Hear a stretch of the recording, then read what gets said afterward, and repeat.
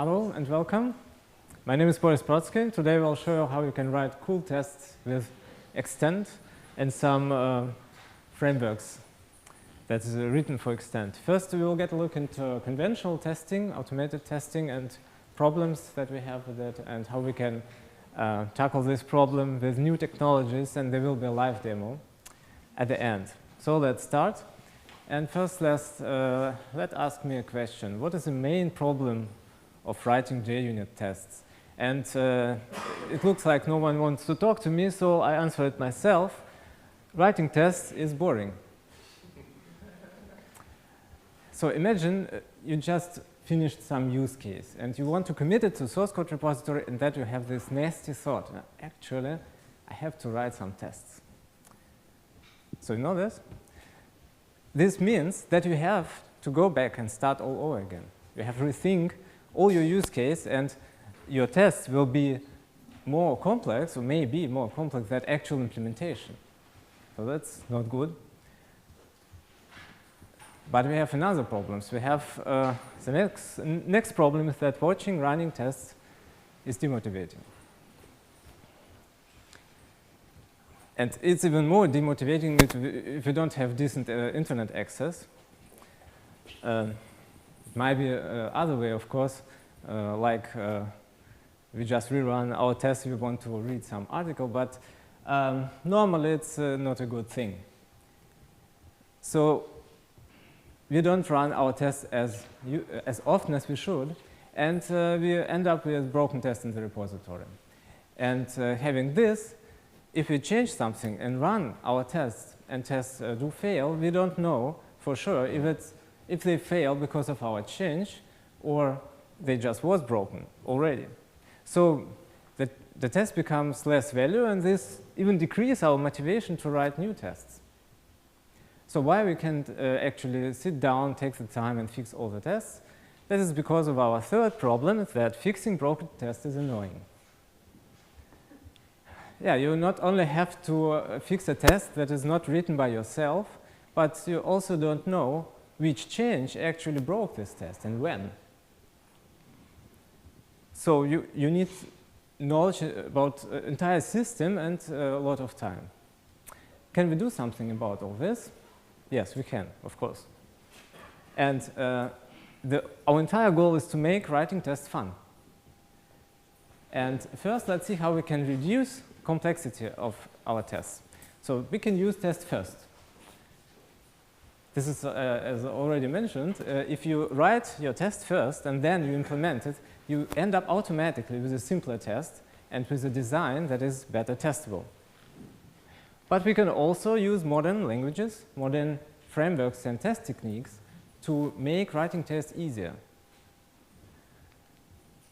In order to improve performance of our tests, we should write less integration tests and load more unit tests. And we will show in a minute why is it so. And we can also use Jenkins to outsource test runs. And we can also make it going a step further and configure our Jenkins so that each commit that we push to the repository gets checked prior to it gets published. So if you try to commit something that contains broken tests, you get it rejected from the Jenkins, you have to fix it, and only then you get your commit into the repository. We can also, so going back to our first problem, this all points actually improves motivation for writing tests, but we can also add gamification, for example, like code coverage games and challenges to improve it even more. So let's see how we can make writing tests cool. And this is our goal. So first, I show you different types of tests. First is an integration test, is most prominent, I think. You have, so this is all an example of Java enterprise application, but you can apply it to almost any system and any type of application. Here we have application server with our modules deployed, and it's connected to database, and we run our test in a separate JVM. First, we make a bunch of calls to prepare our test. Then we call some component that we want to test. It hits all the external and internal dependencies and finally gives us the result that we can check. And this, of course, very slow.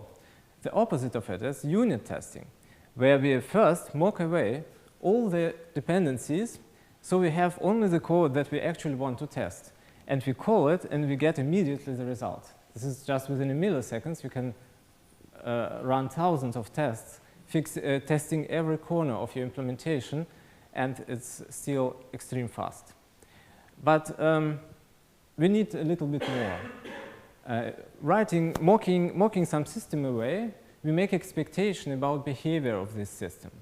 And if our expectations are wrong, then our test is not really available. So we have to check that external systems, especially complex external systems, behaves as expected. For example, database. Imagine we have a complex query. We need to be able to check this query against real database. So here is a persistence test, as I call it, and you can imagine it with any other external system that we just mock all but database away, and then we let our component call the database and get the results. And the important part is that we prepare our test by not calling the entire system, but just establishing objects in the database directly. And this is much more faster than integration tests, because there are not all these domain constraints in the way. We just need to satisfy database constraints in order to just create a couple of objects, and then we can run our query. So it's much faster than integration tests.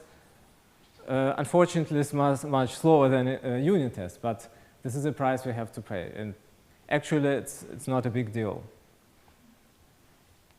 OK, so now let's turn to Xtend. And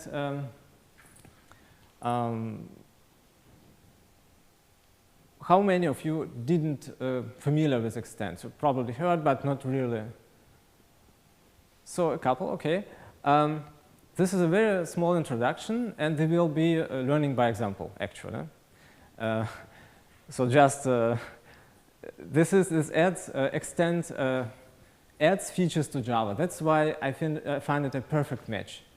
We could take Ruby, but or just any other language, but there are two worlds that we have to switch between, and this is not good. Taking plain Java is horrible because we need to write a lot of boilerplate code, and you all know it, I'm sure. So Xtend is exactly what we need. We stay in the Java world, but we have modern language features that we can use. And I show you how. And this is a list of just a short list of most important features. We have type inference, we have extension methods, lambda expressions or closures, we have operator overloading. And you will see it in a minute how we can make use of it, and I will explain it as we go. So here is the first, our first snippet, and I will show a couple of snippets, and they will be a live demo with lots of code. I not intend you to fully understand up to each detail of those snippets. So just try to get an idea of those snippets, and if you want to know how it works, actually, then come later, and I will be happy to explain you that in details. So, but here we have very simple Java JUnit test. And this is the same test written in Xtend. So can someone find a difference? So there are a few, but not really a lot. So now you learned Xtend, and but we get to point where we have actually differences. So assertions is some kind of a central point of each test. And if you can C#, then you immediately say what the first argument, what the second argument is of these first assertions. So I cannot C#, that's why I'm wearing glasses. So I have to take a closer look to actually make sure what I'm comparing here with what. So it's not pretty good readable. We can improve it by just calling our assert equals using an extension method. And this makes it completely clear. Now it's, you see just the first argument, and this is what extensions methods are. We call it on first argument, passing second argument as a parameter. And this solves our problem. But we can improve it even further by defining an operator called spaceship, for example. And I prefer to have the expected value on the right, not on the left. So I swap in the implementation these two arguments here, and I can write my expected values on the right. And I think it's just totally cool. So now let's suppose we need a date that's 2 years ago in order to run some tests. And this is an absolute ugly Java code that we have to write time to time. In Xtend, it looks just like this. So you can't actually do better than that. And the cool thing is that this is not feature of Xtend. The feature of Xtend is allowing you to build those features yourself. By just defining those two methods, we build this feature. And you can ask everyone, they will say that's cool. So now suppose we have some data structure, and here we have books, and we have an application in the live demo about books. We have author and genre, and we set it just with some data, some test data. And again, we have to C#. It's not really clear what our data structure is. So we need to pay attention to each line to understand what the root object, what are child objects. In Xtend, we can do exactly the same in this way. So we're not just filling our structure with data, but at the same time, we're visualizing it within our program. And that's awesome. OK, now let me show you a new open source project that calls XFactory that can instantiate POJOs and entities. Entities that can also persist in the database. And the point is that we get objects filled with some reasonable data. And here's how it works. Again, learning by example. Suppose we need just instance of a book. Then we call xbuild, we pass instance of a factory, and we have a book. We can also persist it within a database by just calling xpersist. Because we have already reasonable data, so it satisfies constraints, database constraints, we can persist it. And we need it for our persistence tests, where we just have to prepare some database state in order to call our test method. But if we're interested in particular details of our objects, we can pass a closure, call minimal, and this will ensure that every constraint is satisfied within a database, and then we set a title here.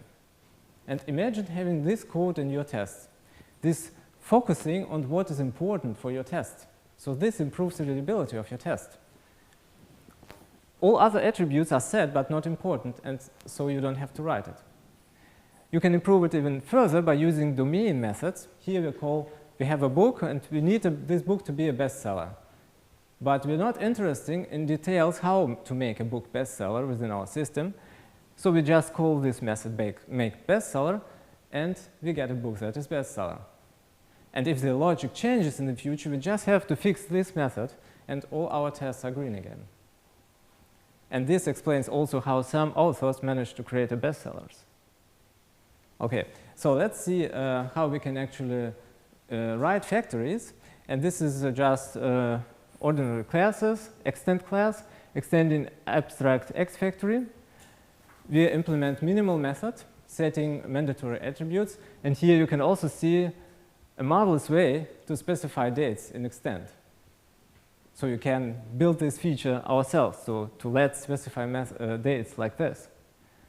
And we also specify here a domain method. So if you want author dead, then you just have to kill him. OK, and you can ask your neighbors, they will confirm that that's cool. And the last framework we need for our live demo is JMocket Xtend. And there are actually two frameworks, JMocket and JMocket Xtend. And why do we need it in the first place? So we need to mock external and internal components, so separated from our code under test. And this framework will help us. And this is a single example that I will show you. So this JMocket library is actually functionality of the mocking. And JMocket Xtend is the integration of this library into Xtend. So you can just use these cool closures and everything else to configure your mocks. And here, first we define a class that must be mocked. And then using this start method, within a closure, we configure behavior that we want to have. So this method call is actually not a method call. No code get executed. It's just we say we expect this method to be called later, but don't do it, just return true. This is what's mocking about. And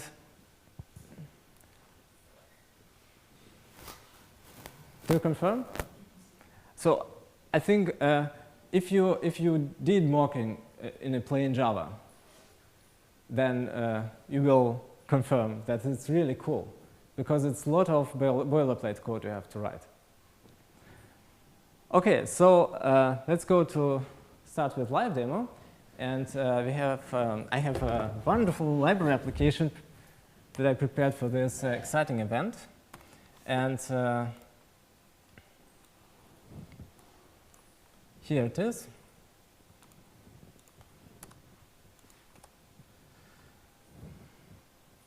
So this is Java Enterprise application. I have here a service layer, domain layer, data access object layer, and I have, of course, some tests. Integration tests, persistence tests, and unit tests. And we will be converting integration tests into unit and persistent tests. And we start here with this test. Just a moment.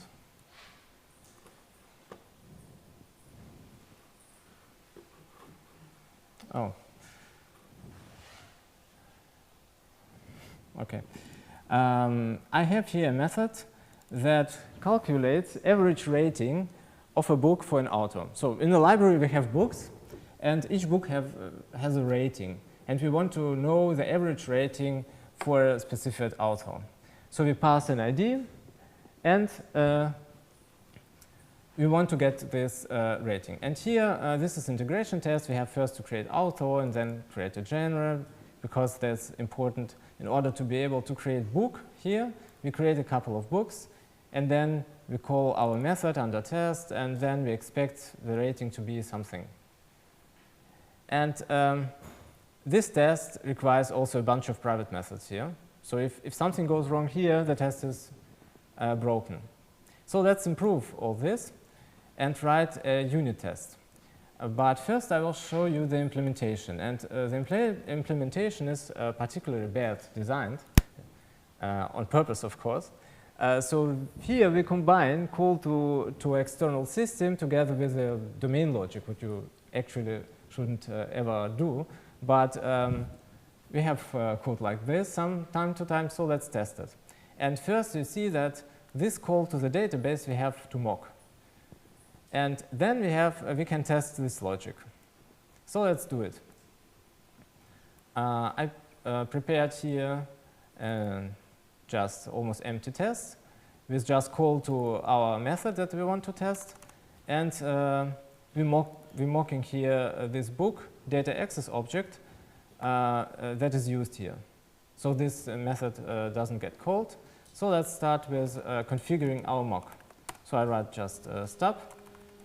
Then I can call the method, and I pass the ID that I expect, and this is this 5. And then I say, okay, the result should be some list of books. So let's define the list of books, and in Xtend we can define a list like this. That's pretty cool. And then we have a couple of we need a couple of books. So we just call xbuild, then new XFactory book, and then we set, using a setter, we set rating to 1, and then we can copy it and say set it to 2 or 3,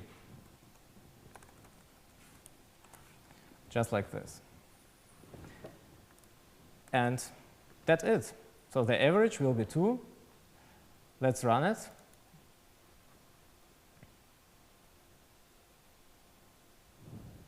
Oh.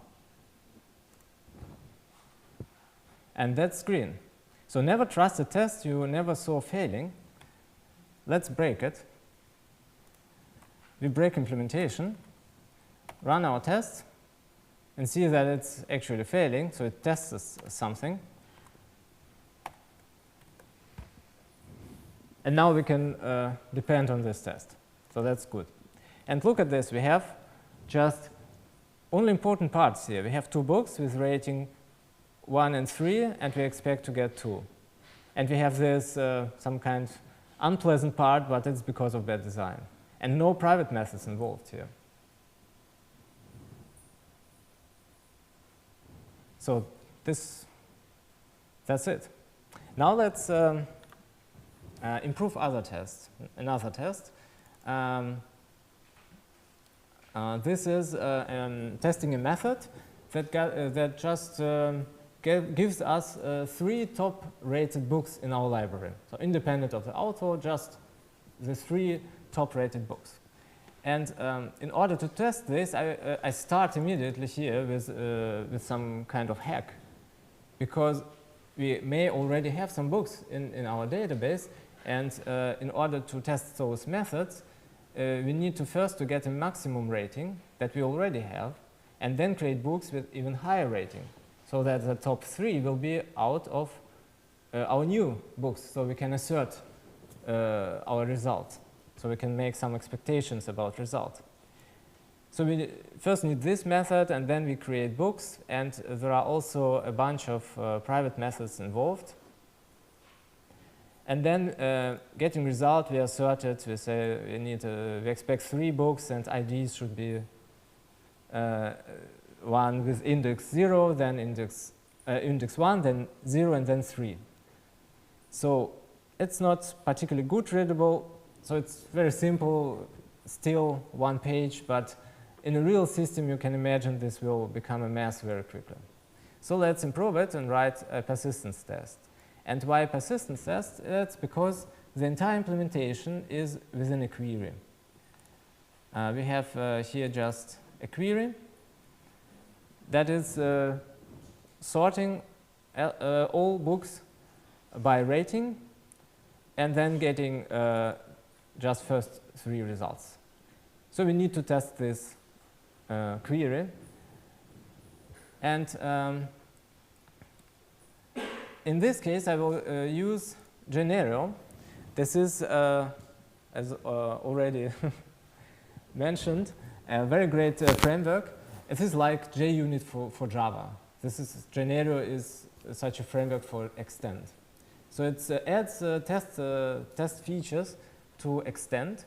And here we read it like this. This is a definition of a class. This is a definition of a test method. And you can see this actually defines a method with a test annotation. So let's use it. You can first think of it as just plain Xtend. So first, let's say we define a list of ratings that we want to have in our test. This may be 6, 3, 8, 1, for example. And then we need books with those ratings. So we can use a functional programming side of Xtend and say we convert a list of ratings in list of books using using map method, and it gets a closure. This closure gets executed for each rating, and within this closure we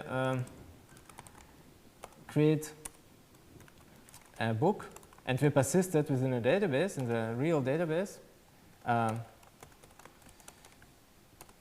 And then we set the rating of the book to be R. So what does it mean? It converts the list of ratings into list of books and persists those books in the database. And we need to call here immediate copy in order to actually run this loop. And now we have all our books in the database, and then we can assert it. And should be is a very cool assertion I show you. It's like our operator that we defined, but it's much cooler actually. So we need here a list of books that we expect. And let's first define indexes that we expect to get back. We expect here to get, let's see, 2, then 0, then 1, right? And here we just need to convert indexes into actual books. And we do it by just grabbing it from our list. So in case you wonder, I don't see, for some weird reason, a part of the screen on my laptop, so it's a little confusing, but I think this will work. So we convert the list of indexes into list of books, and then we assert it. So let's run it. And see what we get.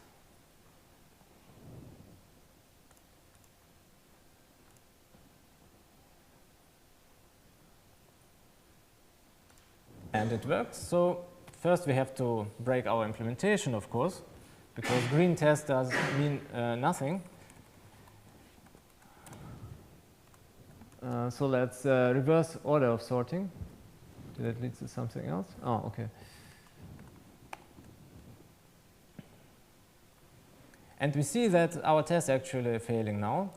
And now let's see what we have on information of from this assertion. So we have a bunch of information. This is because of this cool should be assert. It gets us not only two values that is not matching, but it gets us also the value of sub-expressions like this and like this. And we see that we see our indexes. We see our indexes mapped into the books. And we see also the books that we get from the database. So we can analyze our problem very well without need to rerun our test and add some logging or something like that. So let's fix it. And now our test is green again. And here our method is actually depends only on these two input parameters. So if we change those, we can build a lot of cool tests. So let's do it. And in a Genero, you can build such tables. And if I say table, I mean table. So let's draw it. We have a first column and second column. And then let's say we have here index rating 4, and then we expect index to be 0. And then let's take our actual example here. Oops. And we expect to get those indexes. So you write, just for each test that we want, we write a column. Then we can format it, and we have our different tests conditions that we want to run. And then we have to iterate through those. We do it by just saying data for each, and then all this becomes a closure.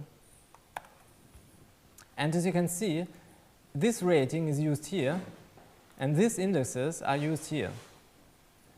So we can specify different tests and different test parameters in this nice way. So let's run it. And this will fail.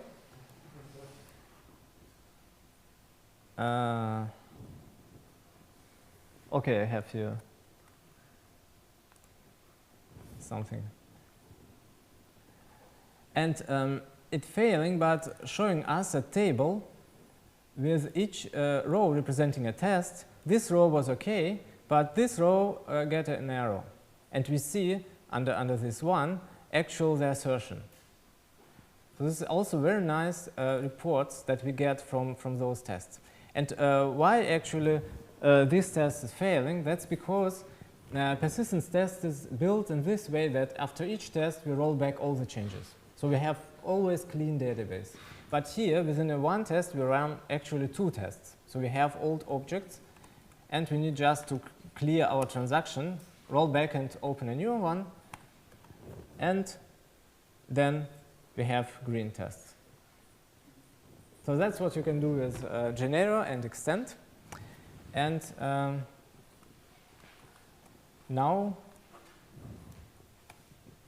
it's time for questions. Thank you very much.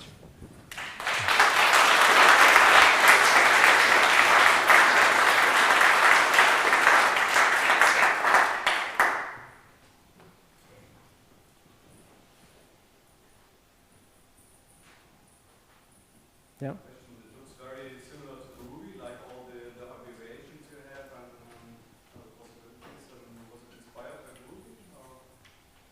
This was actually inspired by Ruby, I think, but this is not a very big difference. There are just some modern languages that plays with different features of languages, and then it's just from many languages parts of that is was designed better and just looks cool. So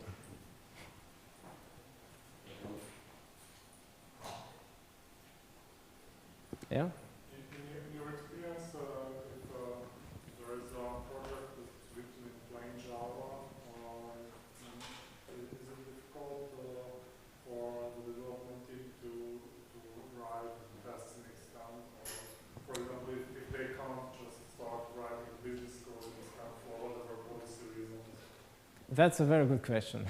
So the question is it easy for a development team that is not familiar with Xtend or Genero to move to these techniques? And this turns out to be easier as expected. So in our project, that is, we're doing this for 2 years, I think, and it was extremely surprising also for me that we had almost no problems. So you don't start using all the features at the first day, but like in a month, you use almost all features already. And it's if you don't know some cool feature of Xtend, you just write it in a Java way. So Xtend let you write things as you used to do it. It's not a problem.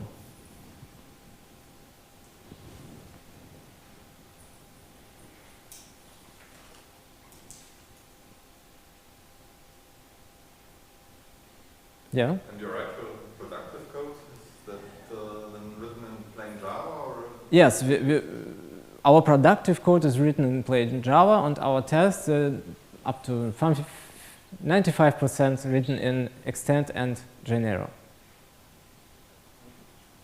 Why aren't you migrating the production code also to Xtend? The entire project to Xtend. This is a management decision, so we have to use Java for some security reason, and such technology just has little bit problems to get into the management layer, and some people think that Java is some kind safer. But we're allowed to use Xtend for testing. Yeah, please.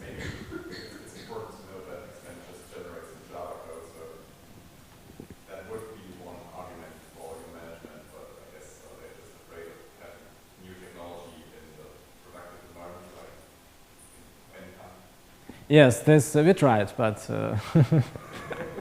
so the question was that the Xtend actually generates Java, so you can argue that you have a Java that actually produces your system or compiles to your system, but it's not worked. Okay, so we have no more time.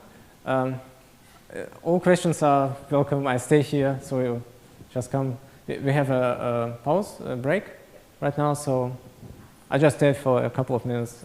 Every question will be answered.